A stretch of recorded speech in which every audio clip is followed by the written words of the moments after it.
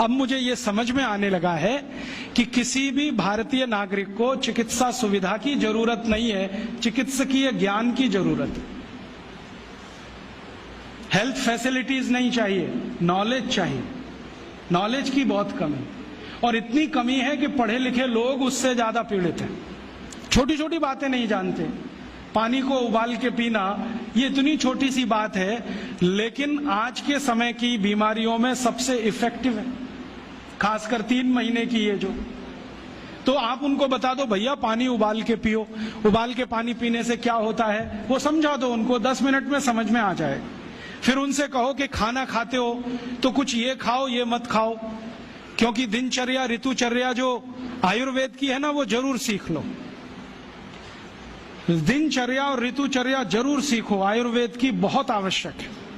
और आपको मैं एक किताब का नाम बोल के जाता हूं, इसको पढ़ो। भगवत गीता जैसे पढ़ी जाती है, रामचरितमानस जैसे पढ़ी जाती है, उस किताब का नाम है अष्टांग हृदय। इसका एक दूसरा नाम भी है अष्टांग संग्रह, पुराना नाम अष्टांग हृदय। ये किताब का जो स्वस्थ व्रत है ना, वो ऐसे पढ़ो जैसे आप धार्मिक पुस्तक पढ़ते हो, और उसको बार बार पढ़ो तो याद हो जाएगा, कंठस्थ हो जाएगा। उसमें 2000 सूत्र हैं। ये सूत्र लोगों को बताना शुरू कर दो। छोटे छोटे सूत्र हैं, जैसे खाना खाने के बाद पानी मत पियो, स्वस्थ रहना है जिंदगी भर तो खाने के 1 घंटे के बाद पानी पियो। क्यों नहीं पिए वो आप सब जानते हो, सरल भाषा में उनको समझा दो।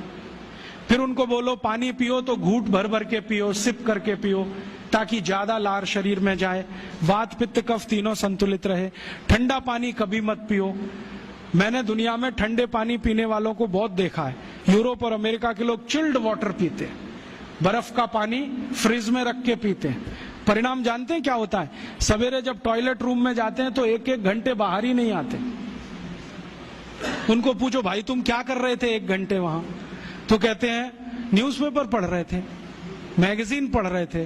क्यों पढ़ रहे थे? स्टूल पास नहीं होता। क्यों नहीं होता? कॉन्स्टिपेशन है, जोर लगाना पड़ता है, फिर भी नहीं होता। गाना भी गाते हैं मेरे सपनों की रानी कभी आएगी, फिर भी नहीं आती। और अंतिम दुष्परिणाम पता है क्या होता है? उनको पेट साफ तो होता नहीं, तो सांस में से भयंकर बदबू आती है। किसी अमेरिकन यूरोपियन के नजदीक बैठ जाओ, अगर वो लिस्ट्रीन स्प्रे करके नहीं आया तो 1 मिनट नहीं बैठ सकते। हर समय उनको माउथ फ्रेशनर स्प्रे करना पड़ता है, क्योंकि अंतड़ियां साफ नहीं है, कब्जियत है, मल भरा हुआ है, उसमें कचरा जमा है। फिर उनके पसीने में से भी बदबू आती है। क्यों? कब्जियत बहुत है। और पसीने की बदबू दूर करने के लिए डिओडोरेंट स्प्रे करते रहते हैं।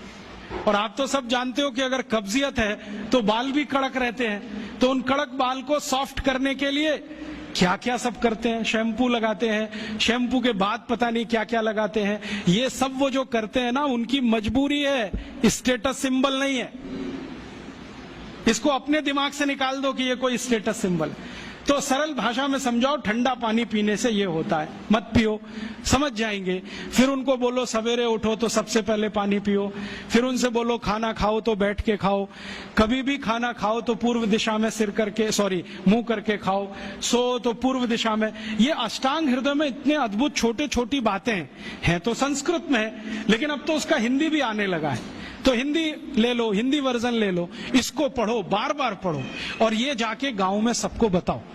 फिर उनको कहो देखो ये तो है स्वस्थ रहने के लिए, अब तुम बीमार पड़ो तो बताओ तुम्हारी बीमारी क्या है। ये बीमारी है तो ये दवा है, ये बीमारी है तो ये दवा है। और मेरा आपसे एक निवेदन जरूर है कि अगर आप होम्योपैथी से भी इलाज करो तो उसकी मूल दवा जरूर बता दो। उनको ये ग्रीक और रोमन नाम में मत फंसाओ। आप कहोगे जी मैं तो ऑसिमम दे रहा हूं, ये उनको कहो ये तो तुलसी का रस है भैया, तुम्हारे घर में फूलों से बनी हुई है, आसानी से मिलती है, जयपुर में मिलती है, दिल्ली में मिलती है। भंडारी वालों को अक्सर ऑर्डर दे के रखो, हमको इतनी भेजो। उनको जो पता चल गया कि आप प्रचार के लिए कर रहे हो तो मुफ्त में भी दे देंगे आपको। तो इस तरह से आप गांव गांव जाओ, छोटे छोटे शिविर लगाओ, गांव वालों को इकट्ठा करो। गांव वाले बहुत दुखी हैं, शहर वाले भी दुखी हैं। वैसे तो वो दुखी हैं, इसका यही सबूत है कि रामदेव जी आए जयपुर में सवेरे 4 बजे तो सब लोग पहुंच जाते हैं वहां पैसा भी देते हैं, समय भी देते हैं। और 4 बजे रामदेव जी कहें टांग ऊपर उठा लो तो उठा लेते हैं, कहें सिर नीचे कर दो तो कर लेते हैं, ऐसे कर लो तो कर लेते हैं। क्यों? परेशान है, दुखी है, शरीर उनका साथ नहीं दे रहा है। और इतने दुखी हैं कि रामदेव जी तो क्या, कोई टिम्बकटू आ जाए उसी के सामने वो आ जाएंगे। और वो दुनिया भर में घूम के आते हैं अपनी अपनी छोटी छोटी बीमारियां लेके। तो इन जो दुखी लोगों का थोड़ा थोड़ा आप मदद कर दो इलाज के रूप में, ये सब आपके भगत हो जाएंगे। और ये भगत हो जाएंगे तो कहो आप भी प्रचार करो इसे, वो भी करें, आप भी करो, तो ये इतना तेजी से मल्टीप्लाई करेगा कि 2-5 साल में एलोपैथी का बाजा बज जाएगा। और बजा देना है अपने को। हाँ, ये संकल्प लेके चलो कि इनका बाजा हमको बजाना है। मैं बहुत जल्दी एक टीवी चैनल शुरू करने जा रहा हूं एलोपैथी का बाजा बजाने के लिए। इनकी सब पोल खोलनी है मुझे। हाँ, इनकी इतनी पोल हैं मेरे पास, कम से कम 1,500 से ज्यादा डॉक्यूमेंट्स हैं जो एलोपैथी के गंदेपन को सिद्ध करने वाले हैं, इनकी निकृष्टता को सिद्ध करने वाले। ये कितने अनसाइंटिफिक हैं वो बताने वाले हैं, कितने डॉगमेटिक हैं वो बताने वाले हैं। मेरे पास ऐसे बहुत इंटरव्यूज हैं बड़े बड़े डॉक्टरों के, वो कहते हैं कि हम कोई डायग्नोसिस नहीं करते, तीर मारते, लग गया तो ठीक, नहीं तो तुक्का। और वो कहते हैं हम तो एक ही सिद्धांत पे काम करते हैं, ट्रायल एंड एरर, देते जाओ गलतियां करते जाओ, देते जाओ गलती, भले मर जाए पेशेंट उसमें। हमारे पास तो कम से कम ये नहीं है ट्रायल एंड एरर वाला। हम तो जानते हैं कि तुलसी है तो उसके ये गुण हैं तो ये रिजल्ट आना ही चाहिए, मेथी है तो उसके ये गुण हैं तो ये रिजल्ट आना ही चाहिए। हमको सब मालूम है, फिक्स है, यहाँ वेरिएशन नहीं है। मेथी के जो रिजल्ट चरक ऋषि को मिले वो आज भी मिलते हैं।